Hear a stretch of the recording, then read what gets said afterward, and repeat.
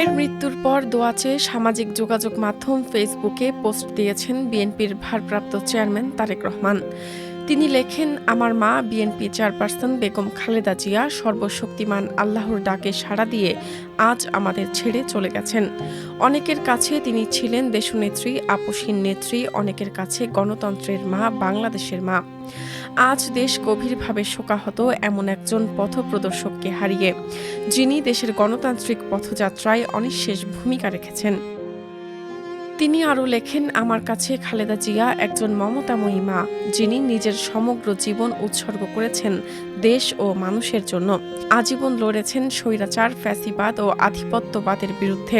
নেতৃত্ব দিয়েছেন স্বাধীনতা, সার্বভৌমত্ব ও গণতন্ত্র প্রতিষ্ঠার সংগ্রামে। ত্যাগ ও সংগ্রামে ভাস্বর হয়েও তিনি ছিলেন পরিবারের সত্যিকারের অভিভাবক, এমন একজন আলোকবর্তিকা যার অপরিসীম ভালোবাসা আমাদের সবচেয়ে কঠিন সময়েও শক্তি ও প্রেরণা জুগিয়েছে। বারবার গ্রেফতার হয়ে চিকিৎসা বঞ্চিত ও অনিশ্চয়তার মধ্যে থেকেও তিনি পরিবারের সদস্যদের মাঝে অদম্য সাহস, সহানুভূতি ও দেশপ্রেম সঞ্চার করেছিলেন বলে উল্লেখ করেছেন তারেক রহমান। খালেদা জিয়ার জনসেবা, ত্যাগ ও সংগ্রামের অবিস্মরণীয় ইতিহাস বাংলাদেশের গণতান্ত্রিক পরিক্রমায় চিরস্মরণীয় হয়ে থাকবে বলেও মনে করেন তিনি। মায়ের জন্য দোয়া চেয়ে তিনি বলেন, তার প্রতি দেশবাসীর আবেগ, ভালোবাসা ও বৈশ্বিক শ্রদ্ধায় আমি ও আমার পরিবার চিরকৃতজ্ঞ।